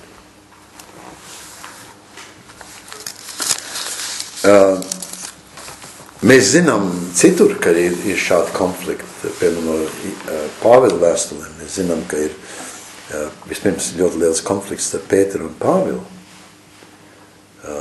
Un piemēram, vēstulē Galatiešiem mūsu jaunā derībā Pāvils ļoti asiem vārdiem aprāda Pētera liekulību.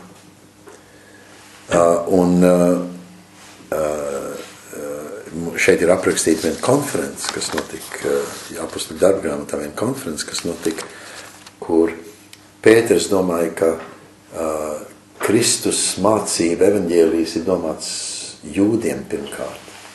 Un Pāvils uzskata, ka tas ir jūdiem un nejūdiem. Un viņi nevarēja šīs idejas saskaņot. Tad varētu domāt, ka tas ir tikai šis te rakstīts atbildot uz kaut kādām problēmām, kas ir pēc tam ir izcinājušies. Jā. Ka šis evaņģēlijs kādā ziņā rakstīts pēc tam, kad abi šie cilvēki ir miruši. Bet tad varbūt tas ir 21. šis tā ir pēc tam. Atbildot kaut kādiem notikumiem, kas tam sekoja. Jā, tieši tā. Un viens no, teiksim, to skolāru, kas domā, ka tas 21. ir tāds pielikums, tieši to argumentē, saka, ka viņi ir tā, ka tas ir uzrakstīts vēlāk, lai paskaidrot šo situāciju un tā. Bet es domāju, ka tas uz to neattiecās. Es domāju, ka, kā es saku, ka tas jau bija no paša sākuma paredzēts kā daļa no evaņģēlija. Un katrā ziņā šis evaņģēlijs ir acīm redzot, tā mums jāsaprot no pēdējiem pantiem, kas šeit ir evaņģēlijā, ka tas ir saistīts ar liecību, ko dod šis māceklis, ko Jēzus mīlēja. Ka tā ir viņa liecība. Tas māceklis, kas liecību dod par šīm lietām un kas šo visu ir uzrakstījis, un mēs zinām, ka viņa liecība ir patiesa. Tas ir tas māceklis, ja? Ko Jēzus mīlēja, ka tas ir šo visu. Aiz visiem evaņģēlijiem stāv viens no apostuļiem, kas ir, vai kāds tuvu stāvošs cilvēks, kas ir to informāciju tā, kas ir dokumentējis un arī, kas var, ka tas viss vēl bija tapšanas stadijā, varēja teikt, jā, es piekrītu, ka tas ir kā tas bija. Visiem bija vajadzīgi kāds, kas saka, jā, tā tas bija, ka ir šī autoritāte. Mēs nezinām, kad Jāņa evaņģēlijs rakstīts, bet tad tas jau nozīmē, ka viņš tāda drusku uz 1. gadsimta beigām. Atcerieties, pirmie raksti, kas ir jaunā derībā, ir Pāvila vēstules. Tās ir jau 10 gadu tūlīt pēc Jēzus krustāsīšanas uzrakstītas pirmās. Tie ir tie agrākie, senākie raksti, kas mums ir jaunā derībā. Evaņģēlija drusku vēlāk. Tie nāk pēc tam. Lai gan mūsu grāmatā viņi, protams, ir ievietoti kā pirmie. Tas nav tā secība, kā viņi tika rakstīti.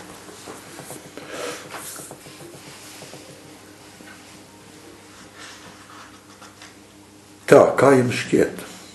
Ko jūs domājat?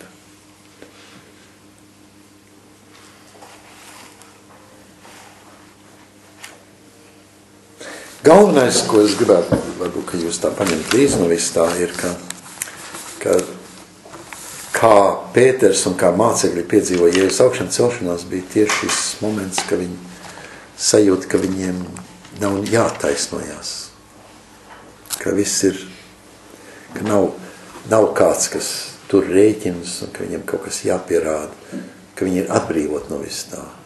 Vai tā, izsakot to tādu baznīcas leksiku, viņam viss ir piedots. Nav nevienam jāpierāda, nav nevienam kaut kas jātaisnojās. Tā bija tā atbrīvošana, ko viņi piedzīvoja. Nevis, ka kāds viņam saka, tu esi grēcīgs, tagad sūd savus grēkus, bet ka viņi ir brīvi, ka viņi jūtās brīvi, ka viņi var darboties brīvi, dzīvot brīvi, darīt to, kas jādara. Ne tāpēc, ka tev esi bailes vai nevis atstrādāt, jā. Nevis atstrādāt, jā. Vai kāds pareizticīgais mācītājs, ja, kas saka, redz, tu esi neticīgs. Un tad tu tāpēc dabūji štrāfu, jā. Tas ir ļoti dziļi mūsos, starp citu. Ka kaut kas notiek, mēs domājam, ka mēs tiekam par kaut ko sodīt. Tas nav tā. Tas nav tā. Tā ir mūsu bērnišķīgā fantāzija. Katrā ziņā tas nav kā Dievs ir. Varbūt mēs tiekam sodīti, mēs esam muļķi ar savu dzīvi, un apstākļi mūs nosodīs, bet ne Dievs. Dievs mūs no šīs liks grib izpestīt ar visu spēku un ar visām iespējām, kāds vien ir, nevis iegrūst vēl dziļāk vai vēlreiz mums pārmācīt. Es tā dzirdu, es neesmu dzirdējis, tu stāstīji vai kāds cits standrāja, kā esot par radio bijis, vai jūs esat dzirdējuši to. Šī grāmata, kas ir izdot, kur ir par bērnu audzināšanu, tāda liela grāmata, ļoti jauna, kā audzināt bērnus, un tur, starp citu, ir tas autors, tas ir amerikānis, un tas ir pārtulkots latviešu valodā. Es nezinu, cik labi tā grāmata ir citādi, bet tur ir dažs absurditātes iekšā, un viena no tām ir par pēršanu. Un tur ir divas lietas teiks par pēršanu. Varbūt vairākas, bet es zinu, ka divas ir. Viena ir, ka Dievs pavēl vecākus nopērt savus bērnus. Un otrs izteiciens šajā grāmatā ir, ka pēršana ir Dieva audzināšanas metode. Šie ārprāti un līdzīgi ir skandalozi. Es nevaru iedomāties, kā inteliģenti cilvēki 2012. gadā var kaut ko tik absurd par Dievu apgalvot. Un tā viena nelaime ir, un tā ir traģiska nelaime, ka normāli cilvēki jau saprot, arī ja viņi nopēr savus bērnus, man vienalga, tu tik pērts, tu dabū pērienu kādreiz. Esmu tikai pie savu vectēvu. Pie vectēva? Jā, esmu tikai atceries, ka esmu vectēvu.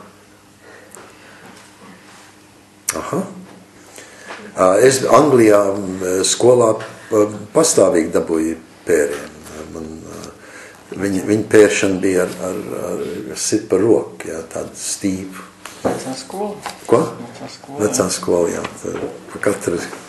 Pa katru niektu dabūju.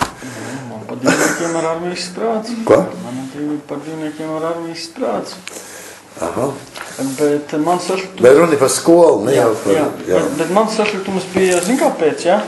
Par to, ka tas ir gandrīz tāpat kā par promilēm, jā? Kāpēc mums nav valstī 0 promils, jā? Kad drīkst kaut kādus tur 0 komats, jā? Tam, kam ir tas, kas dzīvo skaidrā, viņam tas uz viņu neatiecas. Bet tam, kam ir tendence, ja, dzert, viņš neskaitīs, vai es varu 1 glāzi vai 2, ja, vai pēc pusstundas man būs maksimums, vai pēc stundas. Ja. Viņš vienmēr,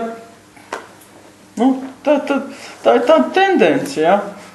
Un tāpat tās ar to pēšanu. Ja, ja jau mēs būtu tik labi, zini, ka labi, mēs izsit stiklu un tagad tā uzšausim pa dibenu, ja. Lai bišķi aptopās, ja. Bet es pēc uzšaušanu pa dibenu. Nē, es saku, ka ja mēs būtu tāda vesela sabiedrība, bet es domāju, mēs esam diezgan tāda, agresīva un nevesela sabiedrība, ka mums tas ir vēl viens fons, vēl viens zaļā gaisma, mēs varam pērt, ja. Mēs jau tāpat atrodam 100 attaisnojumus, vēl 101. attaisnojums, ka drīkstam pērt, ja. Un es zinu, ka es, ja es sadusmojos un ja es kādu gribēšu nopērt, ja, tad ar vismazāko žagariņu, ja es atvēzēšos, ja, tad tas ļoti pievilks, ja. Ka tas nebūs tā. Bet dusmās jau nedrīkst. Jā, nedrīkst, bet tāpēc es saku, pirmkārt mēs nekontrolējam savas emocijas un nezinām, kā tikt galā ar to bērnu, ja, un tad mēs baigot risinājumu atrodam vēl vienu attaisnojumu, kā nolikt visus pie vietas, ja, ka tas ir vēl viens tas fons, ja, tai agresivitātei. Es piekrītu. Es domāju, ka normāliem cilvēkiem šāds grāmatas nekādu nelaimi neradīs. Viņi sapratīs, ka tas ir sviests, bet tie nenormālie uzskatīs, kā tu saki, ka tā ir zaļā gaisma visai viņu. Runa jau ir par tiem, kas nevar savaldīties, kas ir brutāli. Bet es atceros, ļoti skaidri atceros, kādi jūs atmiņas? Visi esat pērt? Vienreiz dzīvo. Vienreiz?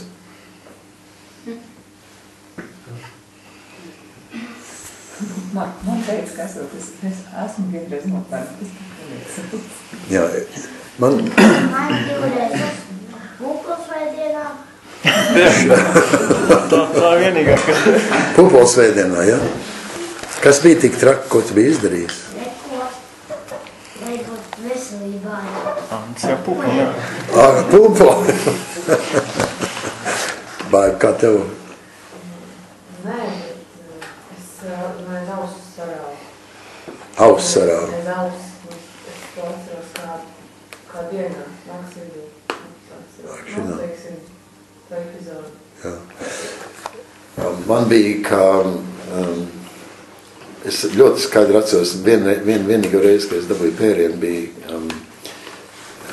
Vācijā, ka mēs bijām bēgļi. Es biju kaimiņu dārzā paņēmis zirņus, un šī vācieta bija atnākusi pie manas mammas un tantes, krustmātes, un paziņojas, ka esmu vainīgais, un tad es nezinu, kāpēc viņi bija tik dusmīgi uz mani par dažiem zirņiem, bet, mana krustmāte grasījās man pērt, un es sāku skriet ap dārzu un visur, un viņi man skrēja pakaļ, un man beidzot bija viņa žēl, jo es varēju ātrāk skriet nekā viņu, un es domāju, man laikam ir pienākums apstāties un ļaut, lai viņam pēr. Un tagad es apstājos, tad viņai vairs nebija tāda īsta jā, gribēšana kaut kā spēka. Tā skriešana bija jau izdeldējis visu to. Kaut ko tādu mēģināju vēl pa stilbiem man sist, bet kaut kā nesakmīgi. Es neesmu īsti labi pērts. Es esmu tam būs retīgi. Ko? Es esmu tam būs vairāk reizes. Vairāk reizes, jā. Ar retīgi ādas. Jā. Tēvs laikam diezgan nesavaldīgs. Atceroties, un tāds sirds daudz. Jā. Es jau biežākais dabūju mammas pērienu. Jā, tās vispār bija tās savu mūžu, strīdējies. Tāds miera. Ļoti tieši tāds mierīgs cilvēks. Mierīgs cilvēks. Kā tev, Ginta? Es vairāk atceros, es neatceros kā īpaši, kā es esmu pērts. Ja? Es atceros, kā es savu meitu nopēru. Un es ar to neapkojos, man ļoti žēl. Jā. Jā. Rīkstiņa teica, ka aptaujas rāda, ka pār 50% ir saņēmuši. Ko? Tā Rīkstiņa, vēl Rīkstiņa teica, ka kaut kāds aptaujas rāda, ka pētījumi, ka pār 50% ir saņēmuši fizisku slogu. Jā, ir starp citu uzrakstīts, man ir viena ļoti forša grāmata par visu to, kāpēc, no kurienes nāk šī pēršanas filozofija un kāpēc tā ir ieviesta un tā tālāk. Un, protams, Bībelē mums nu pat viens no mūsu studentiem, viņš arī pasniedzējis, bet viņš uzrakstīja savu doktora disertāciju, nu pat man bija jārecenzē pirms pāris nedēļām, uzrakstīja par šiem Bībeles tekstiem Zalamana pamācībās, ko mēs saucam par sakamvārdiem. Un tur ir tāda izteiciena, ka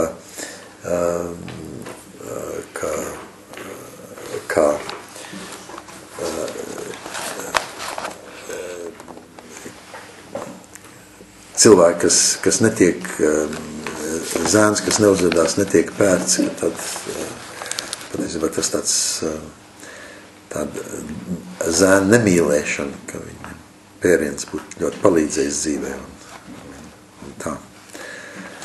Un tā kā tie ir tie teksti, uz kuriem šādi ieskat balstās, bet mums jau tad jāizvērtē, kā mēs tos interpretējam, kā mēs tos saprotam. Mēs tā saprotam, ka tas ir kaut kāda zaļā, kā tu saki, zaļā gaisma pēršanai. Es domāju, ka nē. Tā kā visādi pārpratumi ir iespējami un reliģijā tie pārpratumi ir dažreiz vistraģiskāk. Ja mēs pārprotam šīs lietas, jo tām nāk līdz tāda liela svētuma sankcija, un tad cilvēki pavisam ir apmulsuši, ja mācītāji sāk runāt muļķības. Tā kā tas uzliek lielu pienākumu kaut kā druska. Būt apdomīgākiem un kaut ko vairāk saprast par tekstiem, kurus ir jāinterpretē un jālasa. Tā kā šī diskusija notiks tagad par pēršanu. Tā, vai vēl būtu kāds, kādi komentāri? Jūs visi esat labi pārdzīvojuši lieldienas un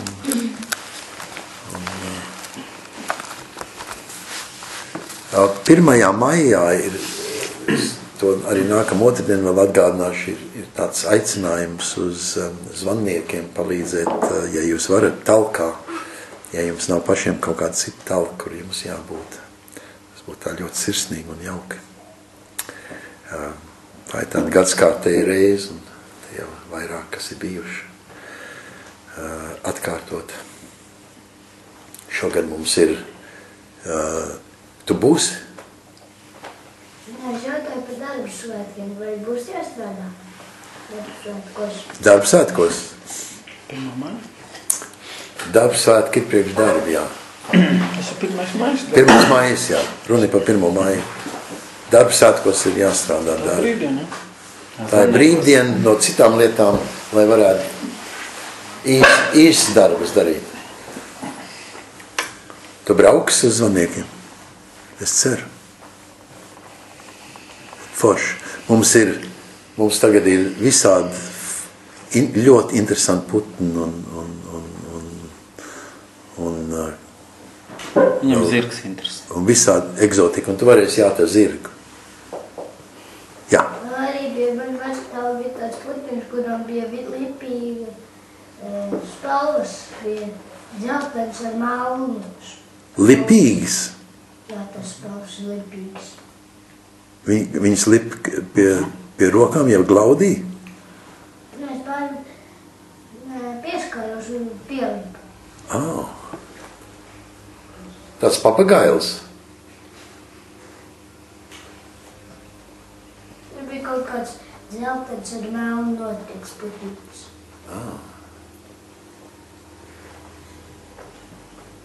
Mums, laikam, vienu putniņu pat kaķis apēda. Meitenēm. Un mēs nezinām, parasti jau tie kaķi netiek klāt, bet laikam kāds ir atstājis būrīt vaļā. Un tas meitenes satrauc ļoti. Tas kā uguns, kūlu satrauc. Jā, mūsu bērni ļoti satrauc par kūlu dedzināšanu. Svētdien braucam Mēs braucam pie ceļa un pie Līgatnes deg dzelzceļa malā. Un bērni satraukt. Jūtās nedroši. Viss ceļš. Esat to piedzīvojuši, bērni pēkšņi. Uzreiz jūtās, ka dzīve kriļojās. Taisni raud. Un viss ceļi saka, vai ugunsdzēsēji atbrauks? Vai mēs esam pietiekami tālu, vai tad uguns atnāks pie mums?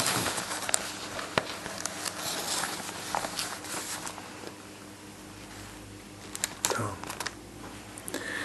Labi, ja ne, tad mēs esam šovakar to. Man tā jāizdomā, es domāju, ka mēs varbūt vēl kāds pāris reizes sanākam, un ko mēs...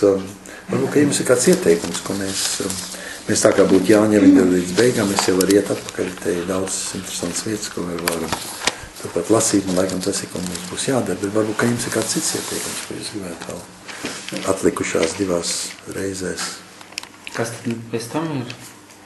Vasaras brīvlaiks? Vasaras brīvlaiks. Kā ātri laiks? Es būšu nākam otrdien, tad to otrdien es nebūšu, bet tad to otrdien pēc tam atkal. Tā kā. Ir kādi ieteikumi? Te varam piebeigt to Jānu, divus tekstus jau atradīšu. Vēl 2, jā. Noteikti atradīšu.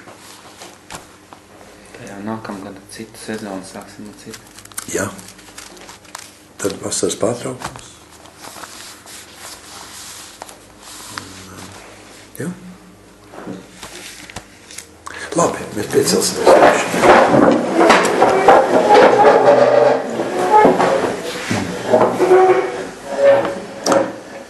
Mūsu Tēvs debesīs, svētīts, lai top tavs vārds, lai nāk tava valstība, tavs prāts, lai notiek kā debesīs, tā arī virs zemes.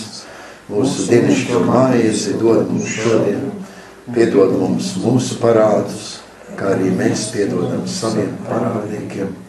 Neieved mūsu kārdināšanā, bet atpestī mūs no ļauna, jo tev pieder valstības, spēks un gods mūžīgi mūžos. Āmen.